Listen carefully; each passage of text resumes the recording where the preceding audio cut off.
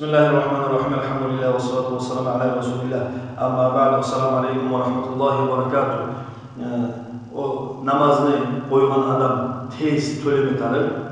Mesela bizimkiler koyusu anlamayın namaz töleyi gün neş töleyi. Mesela erten namazını koysa esnegini tağınala erten namazı төлemi tarır. Tugul.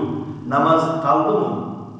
Tez tölep bitirme tarır. Mesela tuş namazını kaldığımızda onu tağınala tuş namazını koyucu koyma tarır tugul onu. Allah bilir sen o vakti ölemsen, kalamsan, onun için namazını kalganlık öz koymana yaramayı.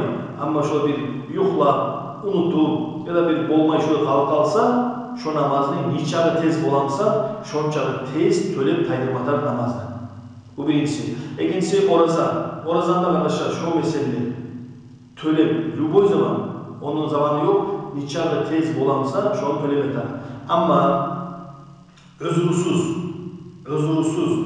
mesela bu yıl Ramazan ayı tutmadı mesela. Gelen yıl Ramazan ayı boyunca özürsüz eğer şu yıl uzağına şu özünün koygan uzasını tutmazsa şu var şariat böyle 600 gram buğday çıkarma borç şu adamda. Ama şu günlerini şu barda tölep bitirse de orzasın sorumla ştrafını şu var çıkarmalar düşer.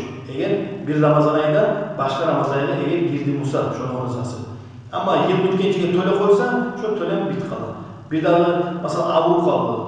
Gelen yıl Ramazan ayı olunca savla yıl avrup tuttu. Orza tutmamadı. Şu varda ştraf yok.